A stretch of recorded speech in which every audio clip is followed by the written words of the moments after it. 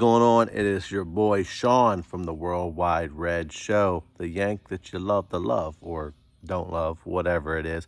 If you're new to the channel, make sure you like and subscribe. Listen, the season is just getting into full swing, and so I need to get back at it full swing here, making these vicious videos for you guys that don't speak that kind of Southern American accent situation. Listen, guys, real quick. Again, if you're new, like, subscribe, get involved, get in the comments, let me know. If you like what we're talking about or don't like it, it doesn't matter. Listen, if your opinion's different than mine, I got time for it because, listen, I don't, there's no echo chambers around here. We like to have diverse opinions. So, listen, I didn't put a video up yesterday because the way the blackout situation worked on games, it was weird. I didn't even want to follow and really get into the game without watching it. So I didn't pay any attention to anything until today when it was released on the channels I had. I tried the whole, go to this stream, go to that stream situation yesterday to watch it, but I couldn't find any stream that was working for me. So if you guys know a stream in a situation like that, which rarely happens, for us here in the States, we have so many options, we typically can get games. But for some reason, the game wasn't released for me with my 15 different streaming situations until this morning at 8 o'clock. So I just watched it. And, I just will give you my thoughts on the game. Man, listen, I would have loved to have been there yesterday. I haven't been to Old Trafford in a few years. I would have loved that one.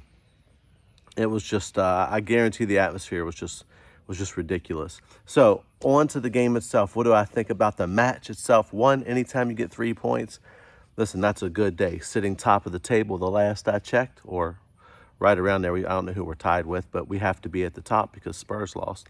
But anyway, listen, it's way too early in the season to get all gassed when it comes to, are we going to win the league and all that stuff. See me around the end of February, then we'll start having those discussions. But I want to say this to you guys. We have a squad that can easily win the Premier League. Our attacking options, they are ridiculous. They really are. And so, I've said it before. Most of you that follow me know that I'm always going to pick club over everything, over loyalties to anyone, any player, any manager. And up until this point, as far as in-game tactics, some of the decision-making we've seen from our management over the last 2.5 years or so, for me, has shown that Ole Gunnar Solskjaer has not been a world-class tactician, world-class manager. That being said, if you give him enough players and the right type of players, he can win. And here's, I made a post on Twitter earlier because I really think everyone's talking about Ronnie being great for the likes of Greenwood and Sancho and these guys to learn from. But for me, excuse me, guys, no Rona or anything down here. Well, there's a lot of Rona in Texas, but I don't have it. I'm just, allergies are going a little crazy. But let me say this. Is Ronnie going to be good for the squad? Yes. You bring in a player like that, it's a big lift. His professionalism is, it's legendary. However, we have a player now who is much bigger even than our manager in the game. And even amongst the fans, Ronnie's more popular probably than Ole is. So here's the thing. Ronnie is the type of guy that if things aren't going right, he understands the game. He's seen the game. He's won it all. He's done it all, and he's come to win. So if things are going really, really south tactically, he's going to say something. He is. He is going to say something. And Ole showed us when he first came in as interim manager that he has the ability to allow the guys to play a free-flowing attacking style of football that will get results. Now, after he became the permanent manager, he changed the game. This is not debatable. So for people that's like, man, this year Ole's going to prove everyone wrong. No, he's not going to prove people wrong. The fact is, it's a new season. We should have new excitement, whatever, back to club, back to manager. I get all that. But we've seen what we've seen over the last 2.5 years. People that have doubted the stuff that they've seen with their own two eyes and said, listen, this ain't good enough. You're not wrong. Now, I haven't been wrong. But I want to be wrong going forward. I want to win the lot. And I think with this team, we can. And I think that Cristiano can have a huge impact, even on Ole, because I believe that Ole has the ability to go to the next level as a manager. I believe he has it. He just needs to have someone to kick that fear out of him when we start playing when we start playing like a small club and refusing to make changes and refusing to make big decisions. Hopefully Ronnie shifts that. And I'll tell you a sign of that even today. Today, I don't know if you guys noticed this. Well, it would have been yesterday. But today when I was watching the match, I was stunned. Because even though it was only, 7 minutes, because that's the type of cameo that great players with great potential like Donnie get, Donnie came on and Bruno was taken off. Now, I don't remember the last time Bruno was taken off. And he never gets taken off when he scores a goal. So now that we have this type of rotation, if Ollie rotates the squad correctly, if Ollie makes the right in-game adjustments, in-match adjustments, man, we really can win a lot of things. So I'm buzzing over it. I'm excited because for me, like I said, it's all about the club. It's never an agenda. There's things that I've said about, how I feel about players, how I feel about the manager, that I hope is wrong because I want to win. I want to win, and I want them to be successful more than I want my opinions and what I'm seeing to be right. So hopefully we can get it done. Overall, I'm buzzing for the result, 4-1. I mean, what can you say? A couple things that bug me about the game. I feel like that first half, Jaden played well. I feel like Matic played well in the first half. You have guys like Rafael Varane. It was good almost the whole game outside of the one time he dove in, stabbed in for the goal. That happens, especially when you're in a situation like that, which, my guy Harry Maguire got done dirty on that one. And so that was just a mess of a goal to give up anyway, the equalizer that they scored. However, overall, guys, I feel like, there's a lot more positives. As far as the negatives, I love Aaron Wan-Bissaka. I always have Spider-Wan. I do. I love the guy, but he is a liability going forward. If he does not start cleaning up the crosses and things like that, he's really offering nothing in the attacking third, and it's killing me.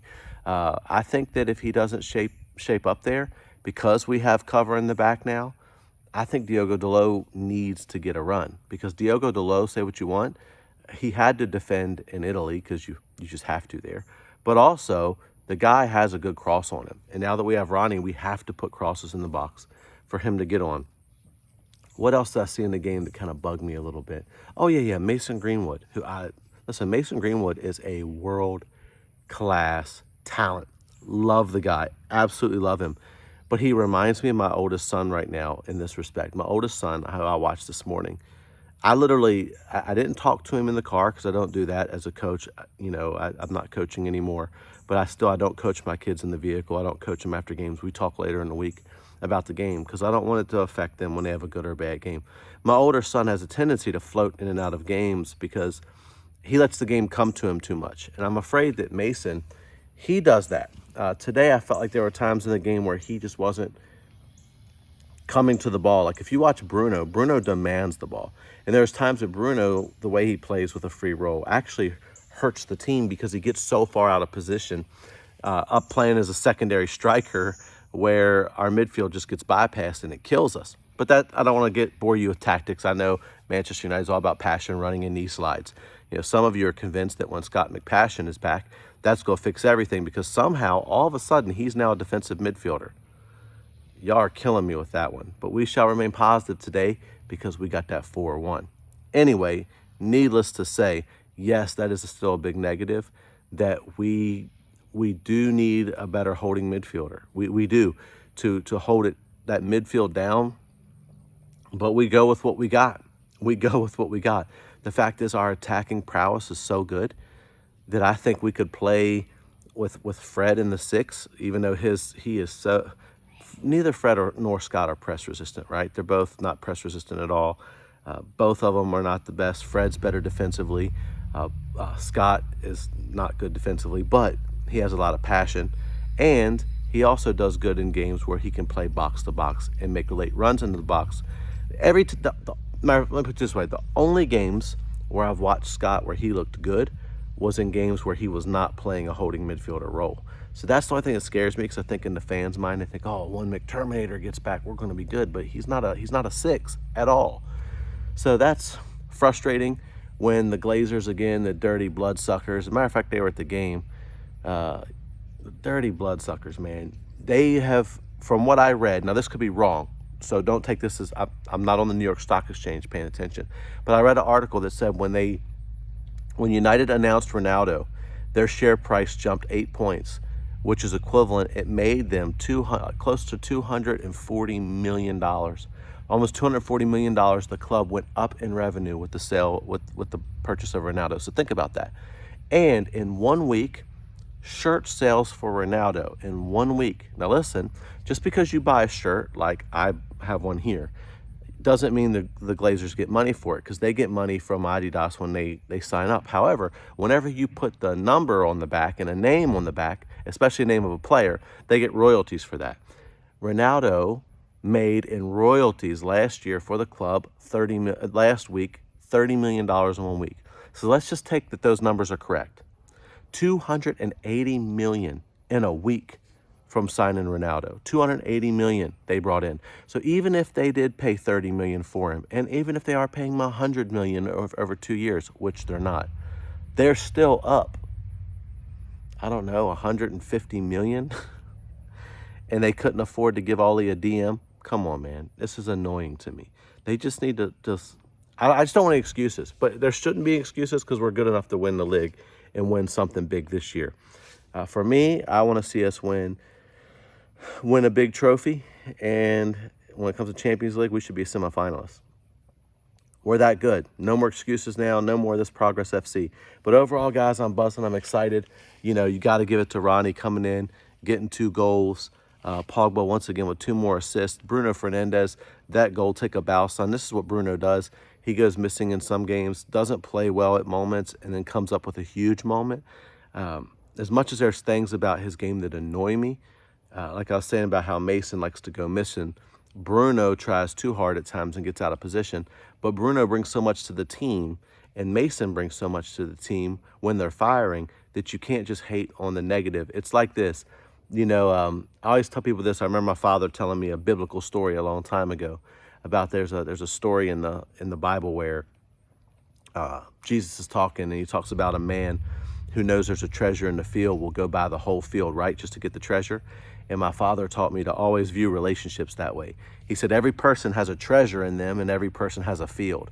When the treasure is worth more than the field, they're people you want to stay with.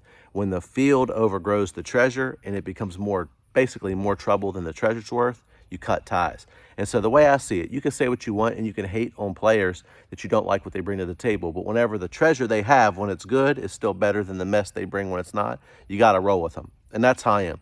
Mason needs to come get the ball, because when we're bringing in these big time players like Ronaldo, and even you know, Bruno, and then we have Jaden, because once Jaden gets firing, you know, Jaden's a system player, but once he gets firing, you know, you saw it today, what he's capable of, what he could do.